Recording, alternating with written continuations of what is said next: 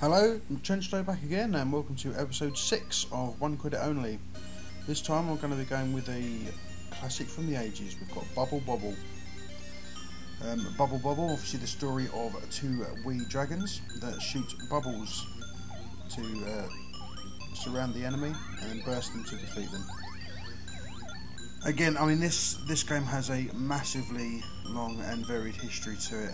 I mean, if we just go through the ports of the first game, for example, the original game was ported to the Commodore 64, the ZX Spectrum, the Commodore Amiga, the Atari ST, the MSX, the Apple II, the Sega Master System, the Game Boy Color, the Game Boy Advance, the PlayStation, the Saturn, the NES, the Game Gear, the Wii Virtual Console, and many others. It was also released on the Xbox, PlayStation 2 and PC as part of the Tatio Legends arcade collection.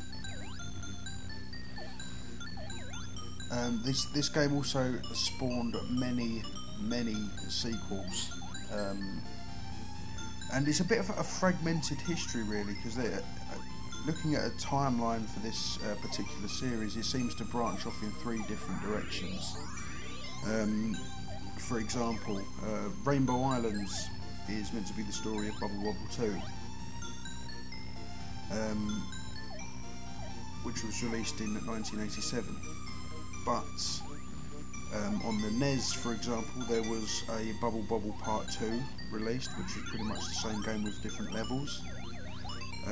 There was also a game called Bubble Symphony in the arcade, which was also known as Bobble 2.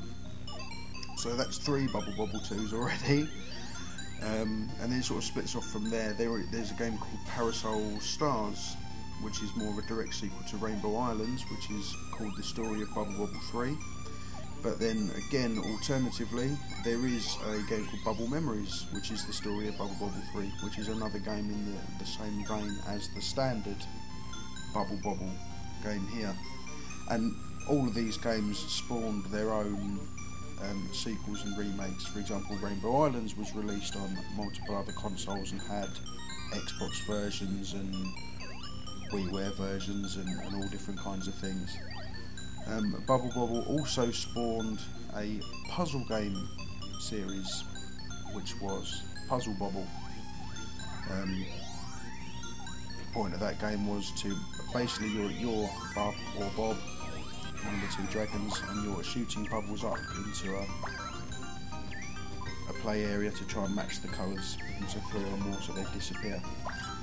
And that again spawned its own three sequels. There was Puzzle Bobble, and then obviously Puzzle Bobble 2, Puzzle Bobble 3, and Puzzle Bobble 4 in the arcades, with obviously their own various home ports and things like that. Also Super Puzzle Bobble, and again Puzzle Bobble on Xbox Live and Wii Virtual Console and things like that. So it is a very bizarre little history. Some of the ports that were out there did sort of change it up a little bit. For example, the Master System version of the original game had 200 levels and different boss battles as opposed to the 100 in the normal game. And I mean, Rainbow Islands had an extra version. It is a bit of a very strange history to look at, because it is literally all over the place. One of the interesting ones, when they decided to make Rainbow Islands, Bubble featuring Rainbow Islands on the PlayStation and the Saturn, Tatio had actually lost the source code for the game, therefore gave the company who was developing it an original arcade board so they could play it and try to basically recreate it from just playing the game, and managed to do it very well. Sorry, having a bit of a drink there. But yeah, I mean it's a fantastically fun game. The arcade version actually does get a little bit cheap later on. Once you get past level 90, for example, you're not allowed to continue. Meaning that once you get to level 90, you've got whatever lives you have left to get through to the end of the game, and it is extraordinarily difficult. I have never managed to get through this game. It is absolutely rock hard when you get to that kind of level.